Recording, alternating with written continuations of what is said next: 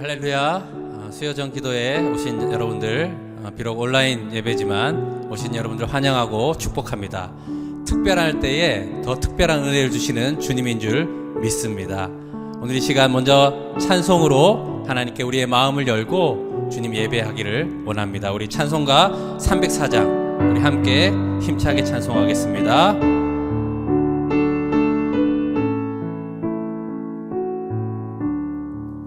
그 크신 하나님의 사랑 말로 다 형용 못하네. 저 높고 높은 별을 넘어 이 낮고 낮은 땅 위에 죄범한 영혼 구하려 그 아들 보내사 화목제물 삼으시고 죄 용서하셨네. 하나님 크신 사랑은 증량 다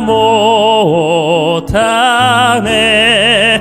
영원히 변치 않는 사랑 성도여 찬양하세.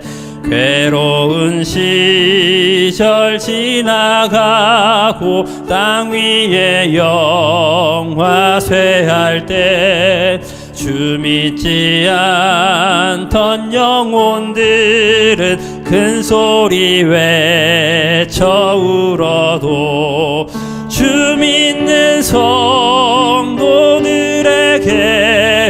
큰 사랑 베푸사 우리의 죄 사했으니 그네 잊을까. 하나님 크신 사랑은 증량 다 못하네. 영원히 변치 않는 사랑 성도여 찬양하세. 하늘을 두루마리 삼고 바다를 먹물 삼아도 한없는 하나님의 사랑 다 기록할 수 없겠네. 하나님의 크신 사랑 그 어찌 닿았을까. 저 하늘 높이 쌓아도 채우지 못하리. 하나님 크신 사랑은 증량 다 못하네.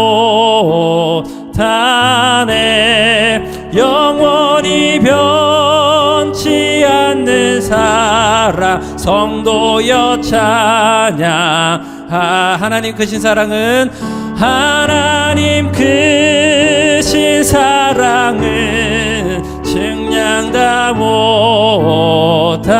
못하네. 영원히 변치 않는 사랑 성도여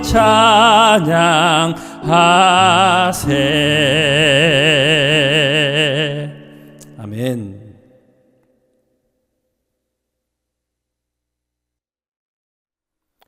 오늘 우리에게 주신 하나님의 말씀은 누가복음 15장 11절에서 24절까지의 말씀입니다. 신약 성경 121면에 있습니다. 하나님의 말씀을 봉독하겠습니다. 또 이르시되 어떤 사람에게 두 아들이 있는데 그 둘째가 아버지에게 말하되 아버지여 재산 중에서 내게 돌아올 분깃을 내게 주소서 하는지라. 아버지가 그 살림을 각각 나누어 주었더니 그 후 며칠이 안 되어 둘째 아들이 재물을 다 모아가지고 먼 나라에 가 거기서 허랑방탕하여 그 재산을 낭비하더니 다 없앤 후 그 나라에 크게 흉년이 들어 그가 비로소 궁핍한지라. 가서 그 나라 백성 중 한 사람에게 붙여 사니 그가 그를 들로 보내어 돼지를 치게 하였는데 그가 돼지 먹는 쥐엄 열매로 배를 채우고자 하되 주는 자가 없는지라. 이에 스스로 돌이켜 이르되 내 아버지에게는 양식이 풍족한 품꾼이 얼마나 많은가. 나는 여기서 주려 죽는구나. 내가 일어나 아버지께 가서 이르기를 아버지, 내가 하늘과 아버지께 죄를 지었사오니 지금부터는 아버지의 아들이라 일컬음을 감당하지 못하겠나이다. 나를 품꾼의 하나로 보소서 하리라 하고 이에 일어나서 아버지께로 돌아가니라. 아직도 거리가 먼데 아버지가 그를 보고 측은히 여겨 달려가 목을 안고 입을 맞추니 아들이 이르되 아버지, 내가 하늘과 아버지께 죄를 지었사오니 지금부터는 아버지의 아들이라 일컬음을 감당하지 못하겠나이다 하나 아버지는 종들에게 이르되 제일 좋은 옷을 내어다가 입히고 손에 가락지를 끼우고 발에 신을 신기라. 그리고 살찐 송아지를 끌어다가 잡으라. 우리가 먹고 즐기자. 이 내 아들은 죽었다가 다시 살아났으며 내가 잃었다가 다시 얻었노라 하니 그들이 즐거워하더라. 아멘. 네, 사랑하는 부천 동강교회 성도 여러분, 주님의 평안이 여러분과 함께 하시기를 간절히 소망합니다. 코로나19로 인해서 만나지 못하는 시간이 벌써 3주째가 됐죠. 이렇게 여러분들 뵙지 못하면서 오히려 관계가 얼마나 소중한지, 그리고 또 만남이 얼마나 또 축복인지 다시금 우리가 느끼게 되는 시기가 또 지금의 이 시기가 아닌가 싶습니다. 오늘 함께 나눌 누가복음의 이 말씀은 돌아온 탕자에 대한 내용입니다. 이 본문을 묵상할 때 우리가 흔히 실수할 수 있는 부분이 있습니다. 어떤 부분이냐 하면 이 본문을 우리가 율법적으로 잘잘못을 따지면서 보는 겁니다. 아, 이 아들은 정말 잘못했네. 혹은 이 아버지는 왜 이 믿음직스럽지 못한 아들에게 왜 재물을 내어줬을까? 우리가 뭔가 잘잘못을 따지면서 보기 시작하면 이 이야기에는 모순이 굉장히 많습니다. 하지만 이 이야기를 우리가 관계적인 측면에서 들여다보기 시작하면 우리가 정말로 누릴 수 있는 은혜가 풍성하고 또 우리가 하나님의 사랑을 깊이 경험하게 됩니다. 그래서 오늘 이 본문을 우리가 함께 볼 때에는 관계적으로 우리가 조금 더 접근해보고 느껴볼 수 있는 시간이 되면 정말 좋겠습니다.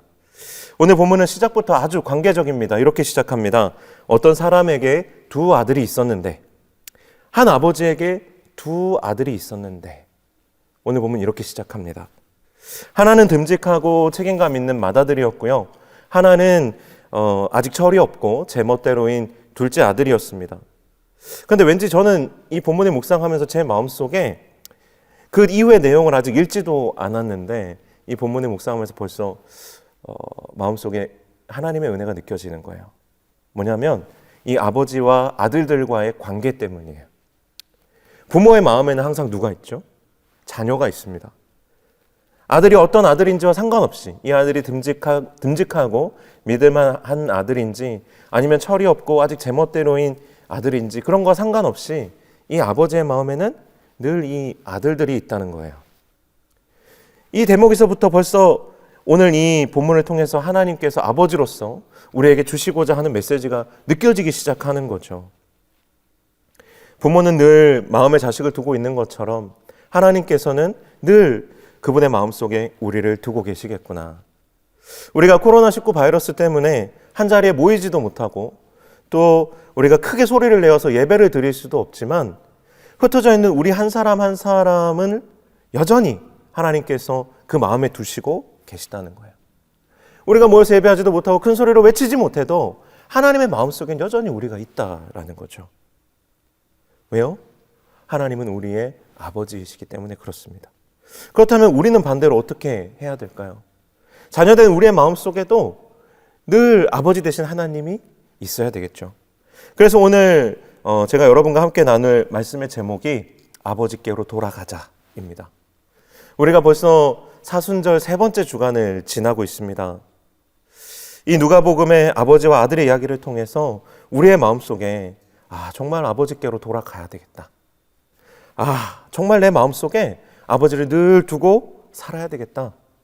이렇게 다시금 고백하고 결단할 수 있는 시간이 되면 정말 좋겠습니다. 우리가 신앙생활을 하다 보면 우리가 신앙생활이 참 어렵다고 느끼는 때가 있습니다. 여러분은 언제 신앙생활이 좀 어렵다고 느끼시죠?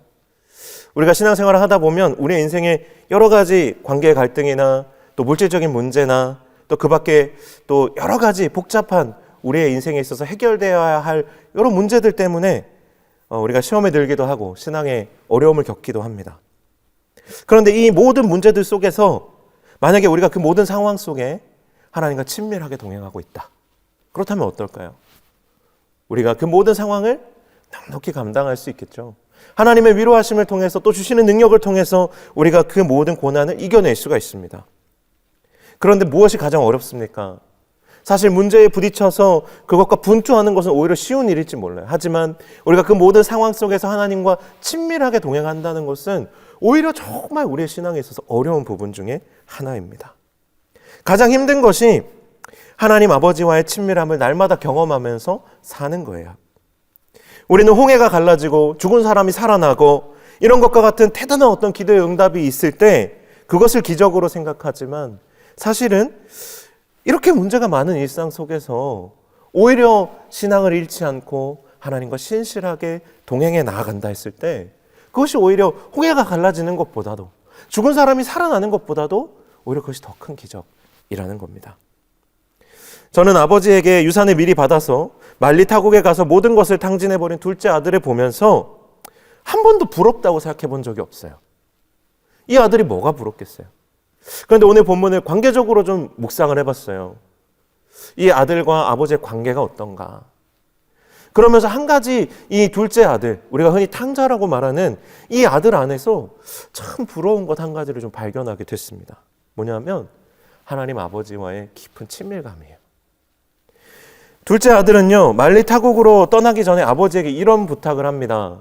아버지, 당신의 재산 중에서 내게 돌아올 분깃을 내게 주소서. 당시 유대인들의 율법에 따르면 아버지의 재산 중에 3분의 2는 큰아들이 상속을 받아요. 그리고 나머지 3분의 1을 나머지 아들이, 나머지 둘째든 셋째든 넷째든 이 첫째를 제외한 나머지 자녀들이 그 3분의 1에 해당하는 유산을 나눠 갔습니다. 그러니까 오늘 본문에 등장하는 둘째는 아무리 많이 받아봤자 아버지의 재산의 3분의 1을 상속받는 겁니다. 그런데 우리가 상식적으로 생각해 봤을 때 한 사람의 재산의 3분의 1이다. 이게 적은 금액이 아니죠. 아버지로서 그 3분의 1을 미리 내어준다는 것 사실 쉬운 일이 아닙니다. 그런데 아버지에게 이 어려운 부탁을 너무나도 그냥 쉽게 하는 아들과 그리고 또 그 부탁에 대해서 다른 어떤 말도 없이 그 자기가 유산으로 내어줘야 할 그 3분의 1에 해당하는 재산을 그냥 아낌없이 내어준 아버지. 이 두 사람의 관계 속에서 저는 뭘 느꼈냐면 이 두 사람 사이에는 아무것도 가리고 있는 것이 없구나. 가려야 할 필요가 없구나. 이 두 사람이 아주 친밀한 부자 간의 관계로 엮여 있구나. 사실 유대인들은요, 이런 상황에서 자식이 아버지에게 유산을 먼저 달라고 했다? 그러면 그 자리에서 쳐 죽여도 괜찮은 것이 당시의 관습이었어요.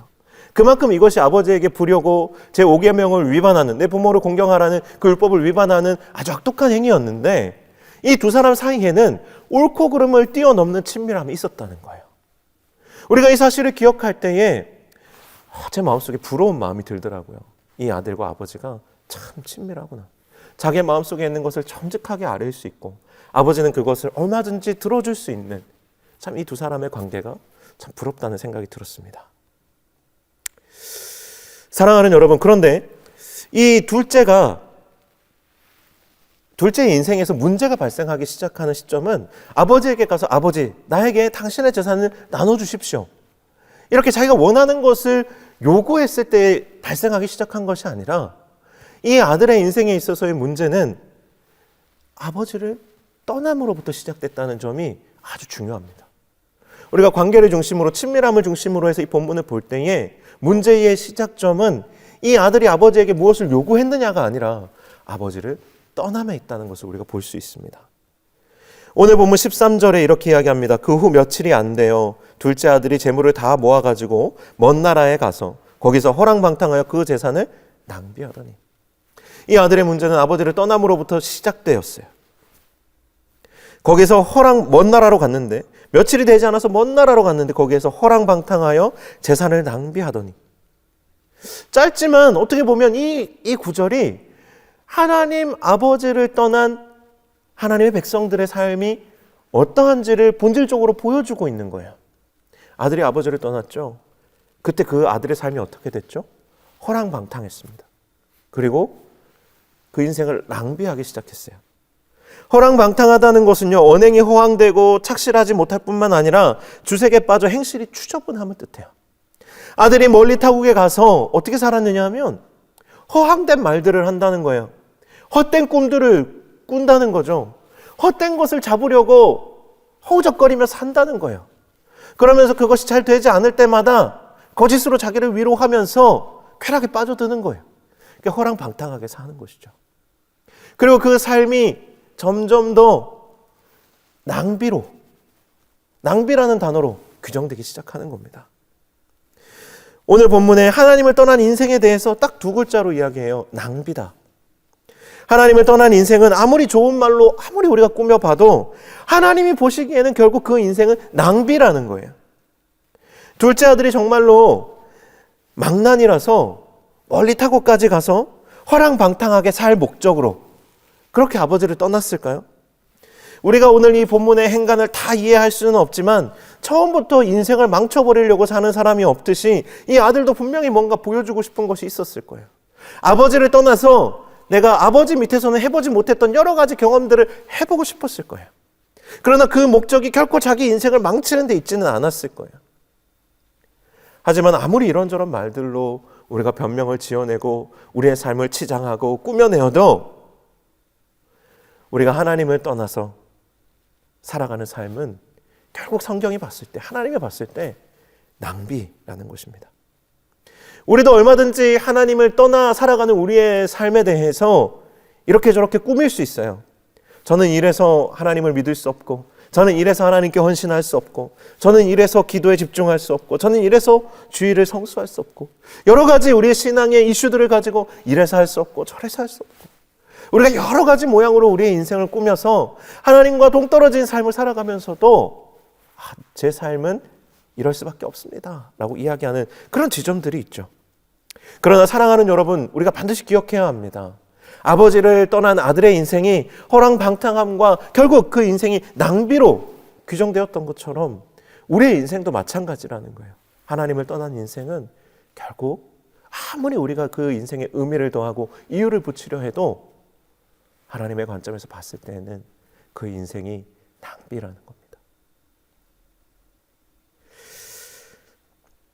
그런데 이 아들의 아버지를 떠난 인생의 전환점이 어떻게 다가올까요?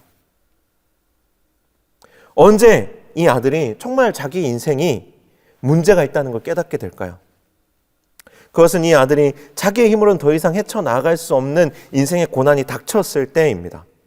우리도 마찬가지죠. 내가 감당할 수 없는 정말로 큰 문제에 부딪혔을 때 우리는 비로소 깨닫습니다.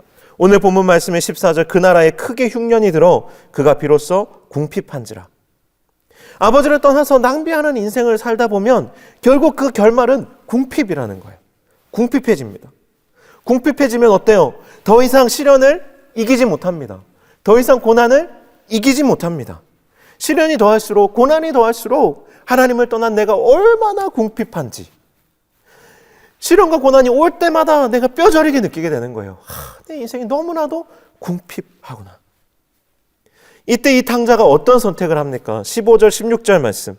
가서 그 나라 백성 중 한 사람에게 붙여 사니 그가 그를 들로 보내어 돼지를 치게 하였는데 그가 돼지 먹는 쥐염 열매로 배를 채우고자 하되 주는 자가 없는지라. 인생의 고난이 그에게 찾아오고 더 이상 궁핍함으로 인하여서 그 고난을 이길 수 없게 된 그 인생의 벼랑 끝에 몰려서도 이 아들은 자기의 인생의 마지막 불꽃을 태웁니다. 어떻게든 살아보려고, 어떻게든 내 힘으로 해결해 보려고, 어떻게든 내 인생에 어떤 의미를 더해 보려고. 유대인이라면 당연히 하지 않을 일이 돼지와 접촉하는 일이에요. 유대인들은 율법에 따라서 돼지를 먹지 않습니다. 왜냐하면 하나님께서 부정하다 하신 짐승이기 때문에 그 돼지고기를 먹지 않아요. 그런데 그 돼지들이 모여 사는 돼지우리의 돼지치기로 취업을 한 겁니다. 그런데 그것으로 끝나지 않고 이제는 궁핍하여 먹을 것이 없기 때문에 돼지들이 먹는 쥐염 열매를 먹고자 한 거예요. 그런데 그마저도 주는 사람이 없어서 먹지 못합니다.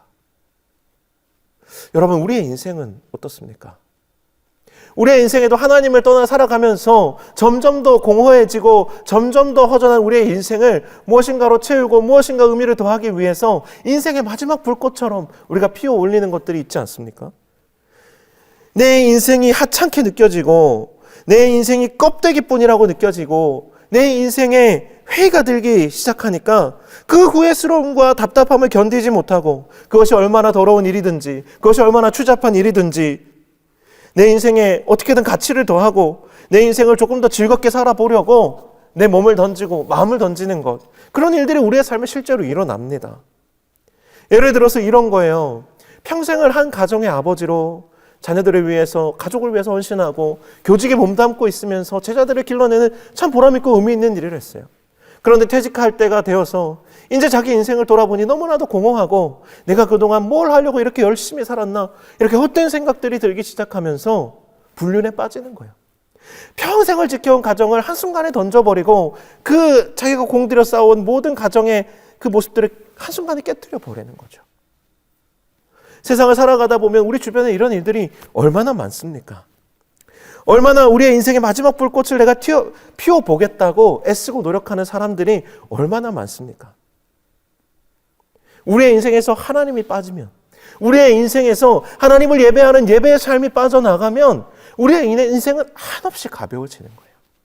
아버지의 품을 떠난 우리의 인생은 그 무게를 측량할 수 없을 정도로 그저 바람에 나는 겨처럼, 그냥 깃털처럼 가벼워지는 겁니다. 우리가 코로나 바이러스로 인해서 몇 주째 우리가 한 자리에 모여서 예배를 드리지 못하고 있어요. 너무 안타까운 일이죠. 저희 집도 마찬가지입니다. 저희 식구들도 몇 주째 이제 교회를 오지 못하고 집에서 같이 가족들이 예배를 드려요. 아버지가 목사지만 집에서 드려지는 이 예배를 제대로 준비하기가 정말 힘들더라고요. 그리고 주일에 온 성도들이 모여서 함께 교제하면서 드리는 예배만큼의 풍성함이 쉽게 얻어지지 않더라고요. 섬김도 없고 봉사도 없고 뭔가 이 반쪽짜리밖에 안 되는 것처럼 느껴지는 이 예배를 경험하면서 어떤 생각이 들었냐 하면, 삶에서 예배가 빠져나가고 나니 이 삶이 너무나도 가볍구나. 삶의 무게감이 느껴지지 않는 거예요.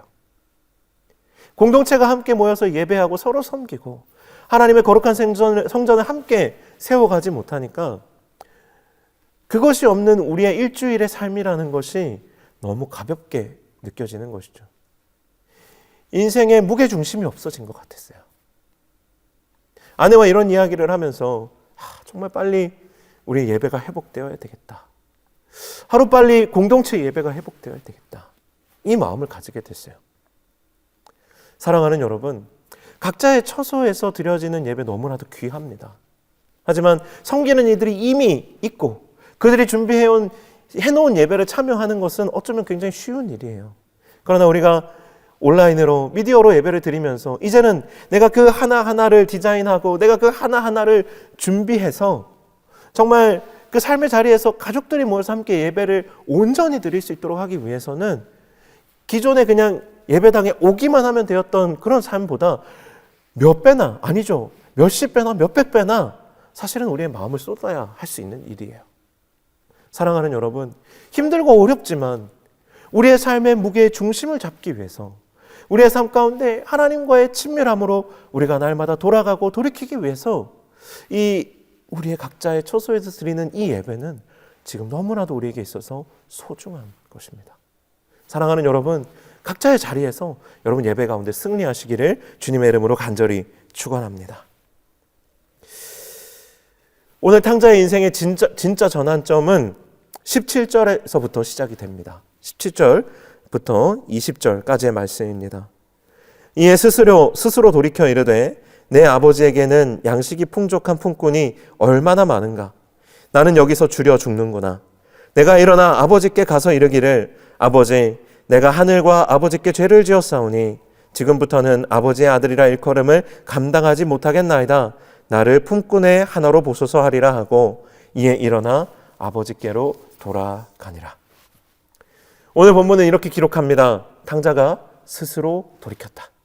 하지만 탕자의 돌이킴은 오늘 본문의 문맥상에서 보면 절대로 자발적이지 않습니다. 사실은 낭비와 그의 인생에 하나님을 떠난, 아버지를 떠난 그 낭비라고 규정된 그 삶과 큰 흉년으로 인해서 찾아온 극심한 궁핍함, 그것이 그를 돌이키게 한 것이죠. 한마디로 말해서 고난이 그를 하나님께로 돌이키게 한 것입니다.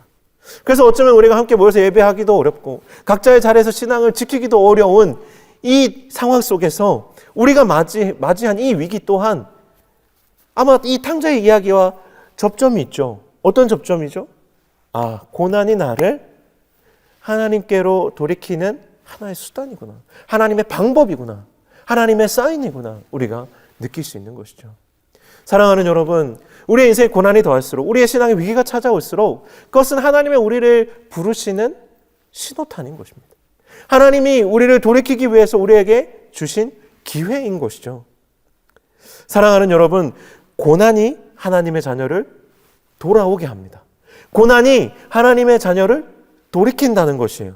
성도는 고난이 찾아올 때 그냥 낙심하고 주저앉고 그냥 고난과 싸우고 이런 것이 아니라 성도는 그 인생에 고난이 찾아올 때, 내 인생의 궁핍함이 드러날 때, 내가 하나님을 떠났음이 깨달아질 때, 그때 성도는 하나님께 돌아오는 것입니다. 그렇다면 어떻게 돌이킬까요? 이 탕자의 회개는 어디에서부터 시작되는 걸까요? 탕자의 회복은 처음부터 그 시작부터 큰 것이 아니었습니다. 탕자의 회복의 시작은 아버지께 달려와 돌아와 안긴 것이 시작이 아니라 자기가 처해 있는 그 상황, 그 자리, 그 돼지를 치던 그 자리에서 아버지의 집을 떠올리는 그 순간이 탕자의 회복의 시작이었어요. 여러분, 우리 신앙의 회복의 시작은 무엇일까요? 우리의 회개의 시작점, 출발점은 어디일까요? 그것은요, 아버지의 사랑을 생각하는 거예요. 아버지가 나를 얼마나 사랑하시는가, 이것을 생각하는 것입니다. 하나님 아버지께서 나를 얼마나 생각하고 계시는가, 하나님 아버지께서 나를 얼마나 마음에 두고 계시는가, 그것을 떠올리는 거예요. 아버지의 집을 떠올리는 거예요. 아버지와 함께 했을 때의 그 소중한 영적인 추억들을 떠올리는 거예요. 하지만 그 생각하는 것이 오늘 이 탕자의 모습을 봐도 이전만 같지는 않습니다. 아무것도 거리낄 것이 없이 아버지께 필요한 것이 있으면 달라고 하던 그 어린아이와 같이 순수한 신앙에서 이제는 아버지를 떠나보니 아버지의 그동안 나에게 베풀어 주셨던 사랑과 은혜가 얼마나 큰지 그가 이제 그것을 느끼고 나니까 아버지께 쉽게 구하기 어려운 거예요. 아버지의 사랑이 이미 나에게 얼마나 컸는지를 알게 되니까, 내가 배반하고 떠났던 그 사랑이 얼마나 감격적이고 귀한 것인지를 알고 나니까 이제 아버지께 돌아갈 면목이 오히려 더 없는 것이죠. 사실 이전에 아버지와 친밀하게 살았던 그 아들이 알지 못했던 것을 고난을 통해서 아들이 이제 깨닫게 되어진 거예요. 그 은혜의 무게가 얼마나 컸었는지, 아버지의 그 사랑의 그 넓이와 깊이가 얼마나 대단한 것이었는지를 이 아들이 이제는 아는 것이죠. 그러니 그 사랑 앞에 이제는 내가 정말 돌아가야 되겠다. 하지만 염치가 없고 아버지께 너무 죄송한 것을 이제 깨닫게 된 거예요. 사실 어떻게 보면 이제야 정말 아버지의 사랑을 깨닫고 이제야 정말 아버지의 자녀다운 자녀가 되어가는 것이죠. 사랑하는 여러분, 우리가 하나님께 돌아가야 될 때를 깨닫고 아버지의 품에 안길 때, 그때 우리의 신앙이 성장하는 것입니다. 넘어졌다고 해서 우리의 신앙이 그냥 깨어져 버리고 거기서 끝나는 것이 아니라 그 자리에서 일어나 아버지께 돌아갈 때 비로소 우리의 신앙이 성장하고 깊어지는 것이에요. 아버지의 사랑을 진정으로 이해하게 되는 것이에요. 아들이 이제는 아버지의 품꾼이 되어서라도 아버지의 품 안에서 살기로 결단합니다. 그리고 아버지를 향해서 이제 여행을 떠납니다. 아버지께서 그 아들을 맞을 때에 이 아버지는 절대로 이 아들을 종으로 여기지 않죠. 오늘 본문을 보면 너무 감격적입니다. 이 이야기를요, 저도 수십 번을 들었어요. 설교도 여러 번 했습니다. 그런데 이 이야기의 아주 감동적인 부분, 20절부터 시작하는 아버지가 아들을 맞이하는 이 장면을 보면 지금도 너무나도 감동적이고 눈물이 나요. 20절 말씀에 시작부터 아직 거리가 먼데, 아직 거리가 멀어요. 아직 거리가 먼데 아버지는 그를 보고 측은히 여겼다고 오늘 본문은 기록하고 있습니다. 여러분, 이 아버지의 사랑을 어떻게 해야 될까요? 아들을 기다리는 아버지의 마음을 우리가 어떻게 다 우리가 이해할 수 있겠습니까? 남들은 아무리 저 인간이 쳐죽일 놈이라 그래도, 남들은 아무리 저 인간이 못돼 먹은 막대 먹은 인간이라고 해도 이 아버지는 그 마음이 그렇지가 않은 거예요. 멀리서 아들 그림자만 보고도 마음이 측은하고 그 마음이 아려서 달려가 목을 안고 입을 맞추었답니다. 사람들이 보기에 이 탕자는 정말 죽일 놈이에요. 아버지를 배신하고 떠나서 거지의 몰골로 하고 돌아온 이 아들, 무슨 염치가 있어서 이렇게 왔을까 생각하지만 아버지의 눈으로 봤을 때는, 아버지의 마음으로 이 아들을 보았을 때에는 이 아들은 여전히 너무나도 귀한 아들이고 죽었다가 살아난 아들이라는 거예요. 이 아버지의 환대 속에 이 아들은 차마 그 이야기를 꺼내지도 못합니다. 오늘 본문에 아들이 아버지에게 이야기하려 했던 것과 실제로 아버지의 품 안에 안겨서 이 아들이 한 이야기는 내용이 거의 똑같아요. 하지만 마지막 딱 한 가지가 다릅니다. 나를 당신의 품꾼 중 하나로 여기소서. 이 말을 하지 못해요. 사랑하는 여러분, 아버지는 이 아들에게 자신이 베풀 수 있는 모든 것을 베풉니다. 새 옷을 입히고요. 그리고 가락지를 끼우고요.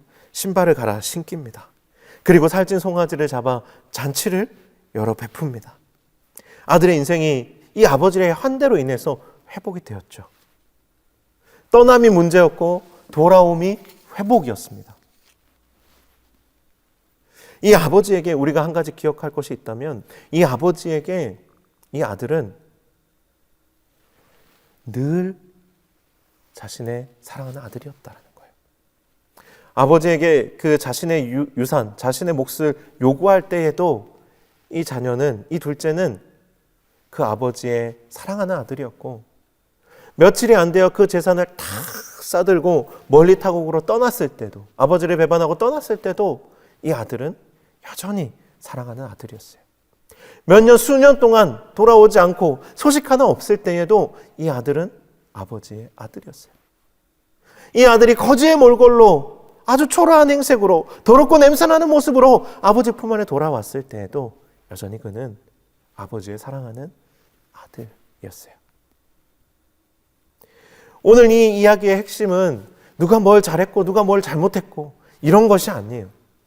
오늘 이 이야기의 핵심은 철저하게 관계, 철저하게 친밀함이에요. 아버지와의 친밀함. 사랑하는 여러분, 여러분의 인생에, 여러분의 삶에 고난이 더할수록, 우리의 생활에, 우리의 공동체에 어려움이 더하고 고난이 더할수록 우리에게 필요한 것은 이 문제의 해결을 뛰어넘어서 그 이면에 있는 아버지와의 친밀함이에요. 하나님과의 동행함이에요. 우리의 마음속에 아버지께서 있느냐 없느냐의 문제예요. 우리가 어디에 있든지 하나님께는 우리는 사랑받는 자녀입니다. 하나님께서는 언제나 우리를 사랑하는 자녀로 그 마음에 두고 계십니다. 오늘 말씀을 시작하면서 어떤 사람에게 두 아들이 있는데, 오늘 본문이 이렇게 시작하고 있어요. 성경에는 늘 아버지의 마음이 흐르고 있습니다. 오늘 이야기 속에도 우리를 사랑하시는, 아들을 생각하시는, 자녀를 생각하시는 아버지의 마음이 가득하게 담겨 있습니다. 사랑하는 여러분, 힘들 때일수록, 어려운 때일수록 아버지를 여러분의 마음에 두십시오. 그리고 아버지께서 여러분을 사랑하신다는 그 사랑 안에서 여러분 용기와 또 위로와 또 소망을 얻게 되시기를 주 예수 그리스도의 이름으로 간절히 축원합니다. 아멘. 우리 함께 오늘 이 말씀을 가지고 잠시 기도하는 시간을 가지면 좋겠습니다. 우리가 인생을 살아가면서 우리가 예수를 믿는다고 하지만, 우리가 하나님의 자녀라고 이야기하지만 어려움이 우리의 삶에 닥칠 때마다, 또 우리의 인생이 힘든 순간에 부딪힐 때마다 돌이켜보면 어떻죠? 내 마음이 이미 하나님을 떠나 있구나. 우리가 그것을 깨닫게 될 때가 있습니다. 여러분의 인생이 쟤는 왜 저래? 쟤는 왜 저럴까? 이런 소리를 듣는 인생이라면 우리 한번 돌이켜볼 필요가 있죠. 내가 내 인생을 낭비하며 살고 있지는 않은가?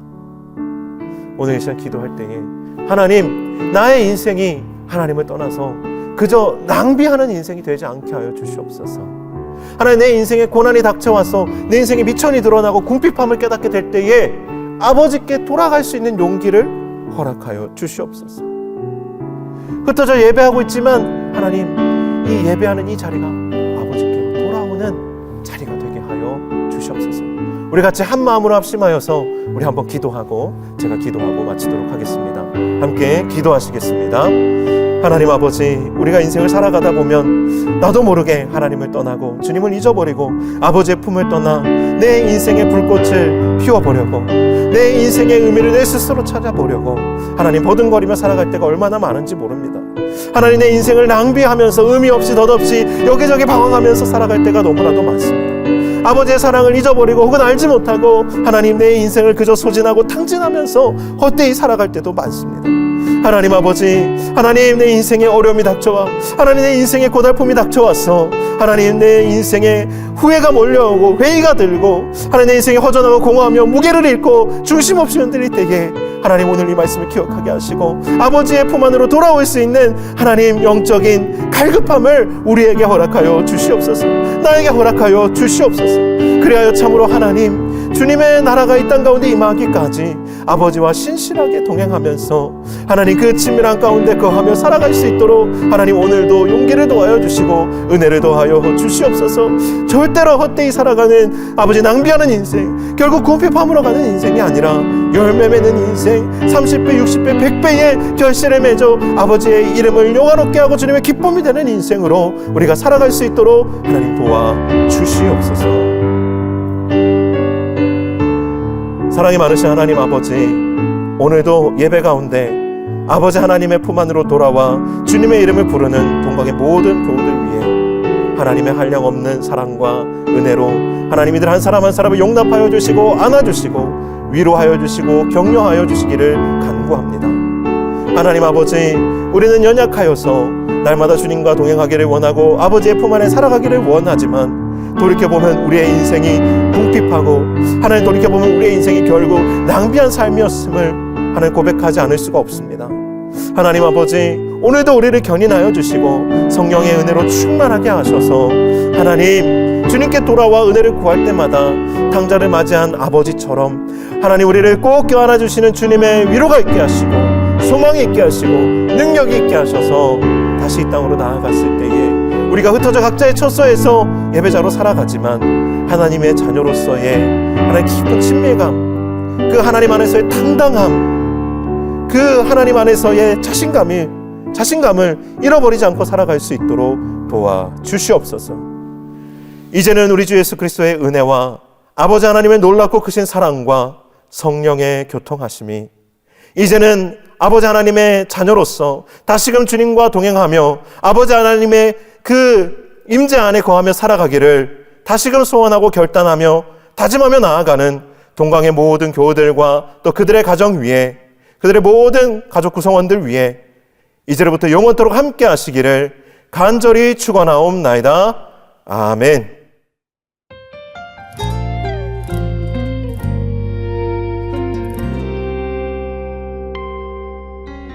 깊어가는 짙음에 흘러가는 시간 속에 담긴 나 얼마나 찾아 헤맸는지 빛으로 찾아올 그대 해와 달이 별들이 어두워져 빛 거두어 어둠 속에 내가 앉을지라도 빛으로 날 데려가 줘요. 난 솔직히 두려웠죠. 그대에게 내 모습 들킬까. 환한 미소와 그 따스한 손길이 그리웠던 날 어루만져준 당신을 위해 난 노래해봐요.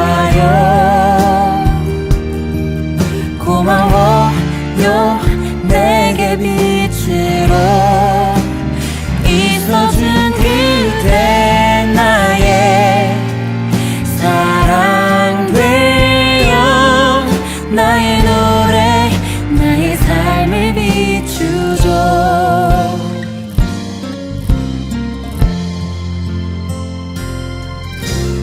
해와 달이 별들이